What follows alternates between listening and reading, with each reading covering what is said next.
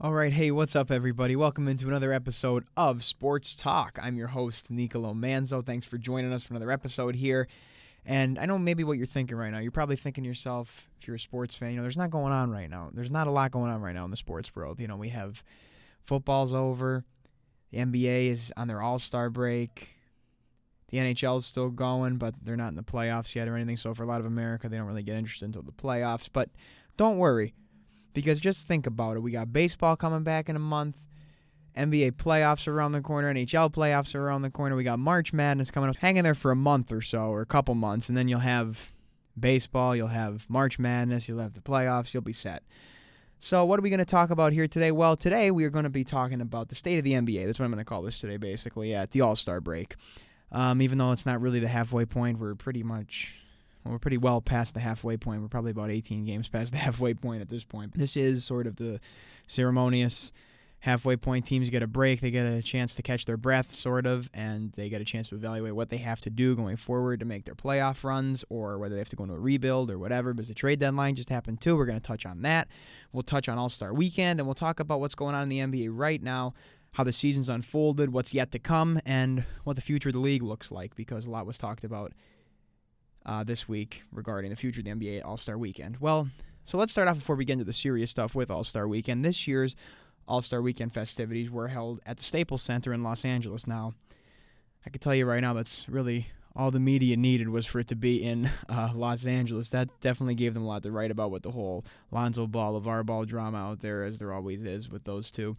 And LeBron James and his impending free agency decision, LA is always mentioned right at the top of the list. It's one of the more flashy options for him, and that definitely gave them plenty to talk about. So the weekend unfolded pretty much like this. Just to recap it, on Friday, we had the Celebrity Game and the Rising Stars Challenge. And then on Saturday night was All-Star Saturday Night, as it's called, which is always a fan favorite. And this year, the Skills Challenge was won by Brooklyn Nets guard Spencer Dinwiddie. And actually the bigs have dominated that since they redid it and made it bigs versus guards. So it was actually interesting to see a guard win, which a lot of times is what you would expect, especially with the three-point element in there at the end. Then we had the three-point contest, and this year we had a record-setting performance by Suns guard Devin Booker. He had a 28-point final round to capture the crown there. And I will say this about the three-point contest. If you watch All-Star Saturday Night or All-Star Weekend, to me, the three-point contest is the crown jewel of especially Saturday night and probably the whole thing, because that's the event where the best players and the most recognizable household names when it comes to three-point shooting are showcased. The dunk contest is nice and it's flashy. Everybody loves a good dunk. But we're not seeing those household names we really want to see. We're not seeing LeBron. We're not seeing Giannis. We're not seeing those kind of guys that everybody wants to see put on a show. And not to take anything away from the dunk contest, which this year was won by Donovan Mitchell from the Utah Jazz.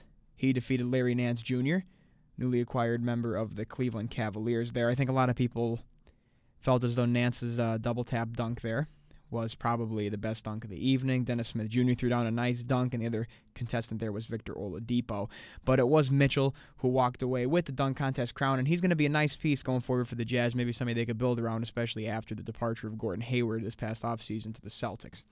All right, so now that we got All-Star Weekend, so taking a look first here at the standings in the Eastern Conference, we're looking at the Toronto Raptors holding on to the top spot right now, 41-16 at the All-Star break. The Celtics second, 40-19, then followed actually quite a ways back, 4.5 games back there. The Cavs, the Wizards, the Pacers, the Bucks, the Sixers, and the 8th seed right now is the Heat. They lead by a game and a half over the Pistons for that 8th spot. Now, one thing we look at there is the Raptors are actually on top. They have been putting together quite an impressive season, especially at home. I believe their home record is 24-4, and that is good for the best home record in basketball.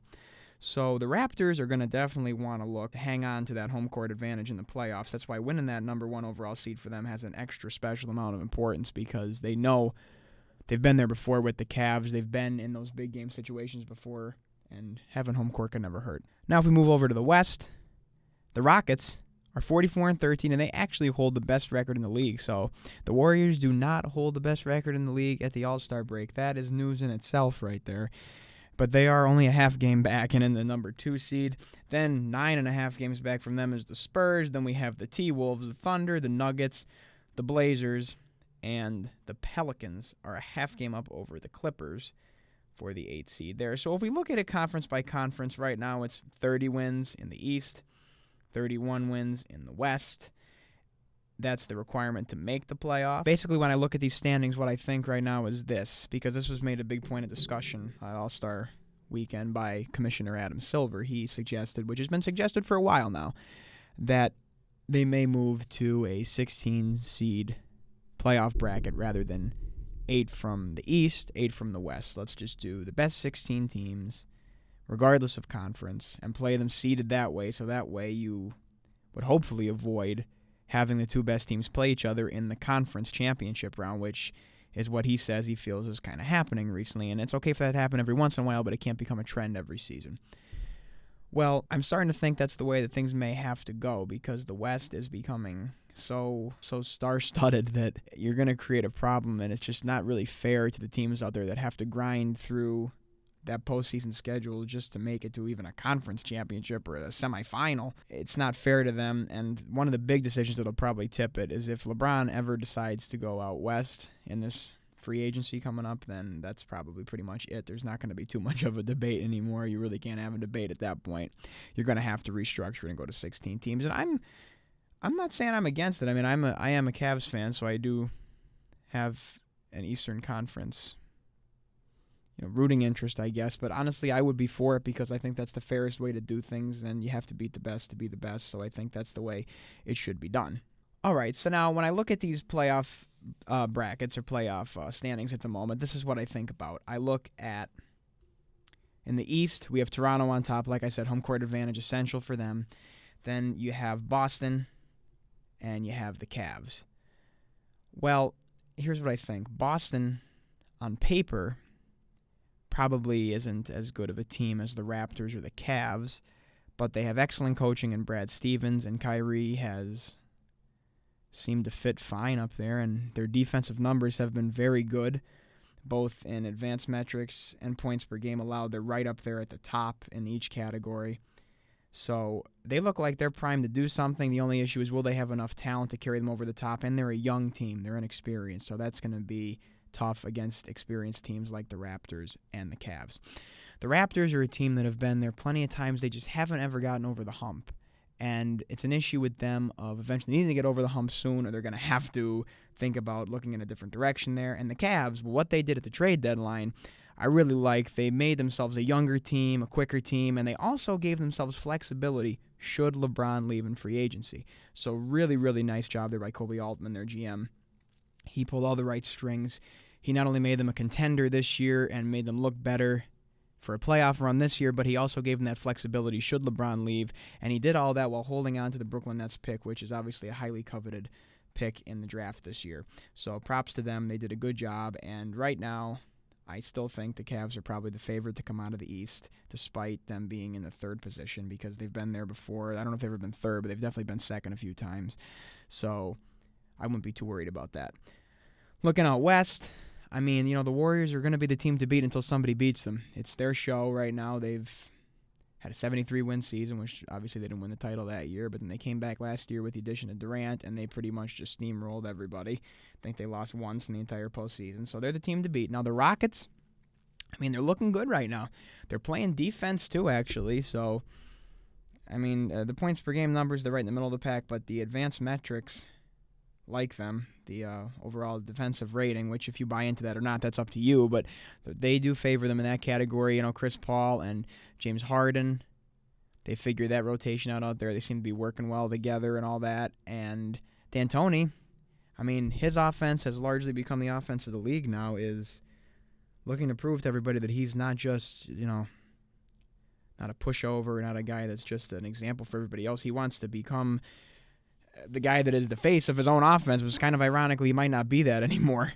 But if the Rockets could play defense, and if they could put up points like they've been putting up points, and they could give the Warriors a run for their money. Another team, of course, has to be the Thunder, because you look at all that firepower, they're all that talent. That goes a long way in the playoffs. Star power does it because you get calls, not only that, but it's just the experience factor. It's the depth factor. It's the idea. I've been there before.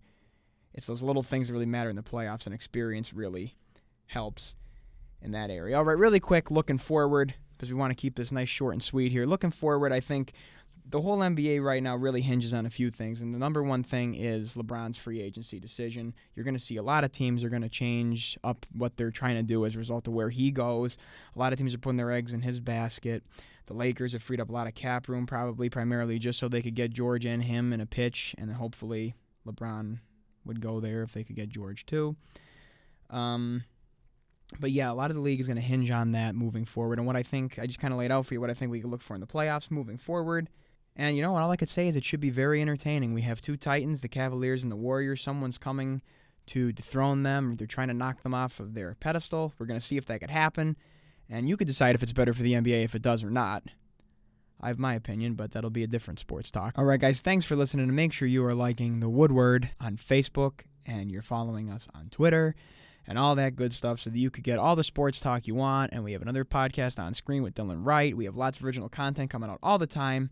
Until the next time, I'm Nicolo Manzo, and this is Sports Talk.